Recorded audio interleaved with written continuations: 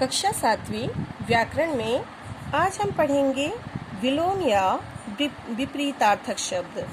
विलोम शब्द या विपरीतार्थक शब्द क्या होते हैं और उनका प्रयोग कैसे होता है। तो यहाँ पर इसके पहले हमने पर्यायवाची शब्द पढ़े। पर्यायवाची शब्द क्या होते हैं?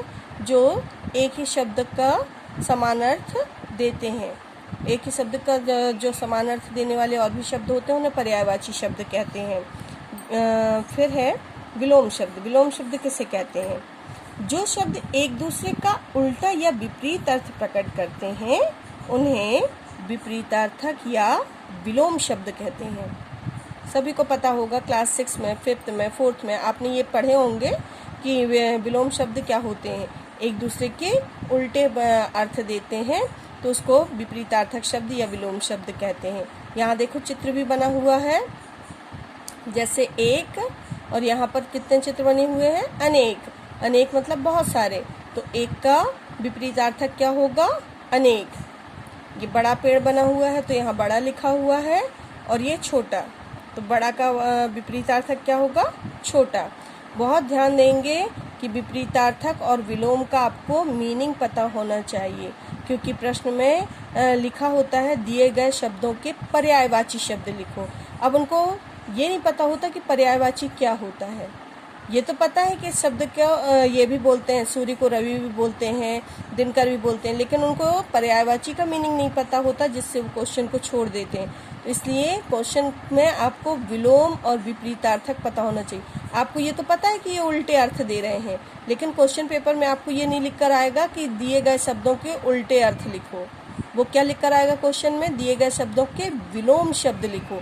तो विलोम या विपरीतार्थक आपको पता होना चाहिए कि विलोम और विपरीतार्थक शब्द वो होते हैं जो उल्टे अर्थ देते हैं।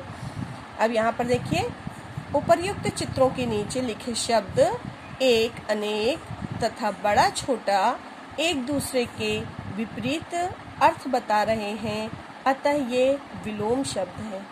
देखिए यहाँ पर लिख दिया गया है, अतः ये विलोम शब्द है। आपको पूछा जाता है परीक्षा में, ये पेपर में, कि विलोम शब्द को लिखिए। अब विलोम का मीनिंग आपको यदि नहीं पता रहेगा तो आप क्वेश्चन पेपर में ये प्रश्न छोड़ देंगे कि विलोम पता नहीं क्या पूछ लिया गया है, जबकि विलोम का मीनिंग क्या होता है? जो उल्टे अर्थ देते हैं।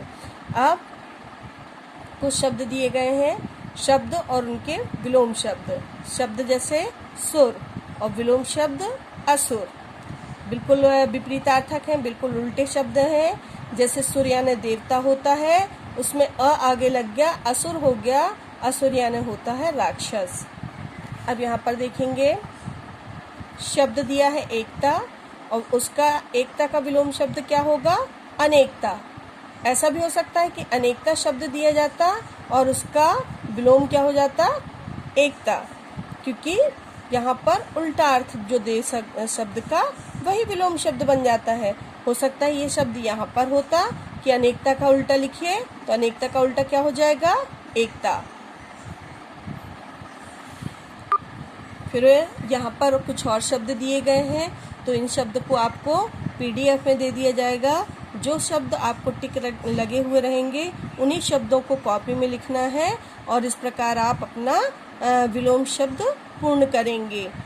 तो पर्यायवाची शब्द और विलोम शब्द भी हमारा कंप्लीट हो गया है व्याकरण में। व्याकरण में अब केवल रह गया आपको संवाद लेखन और निबंध लेखन। बाकी पत्र लेखन भी करवा दिया जाएगा आपको। पत्र लेखन भी आपका नहीं हुआ अभी। तो इस प्रकार ये विलोम शब्द पूर्ण हुआ। इसका PDF दिया जाएगा। PDF में जो टिक वाले शब्द रहेंगे उन शब्द को ही कॉपी में लिखना है। धन्यवाद।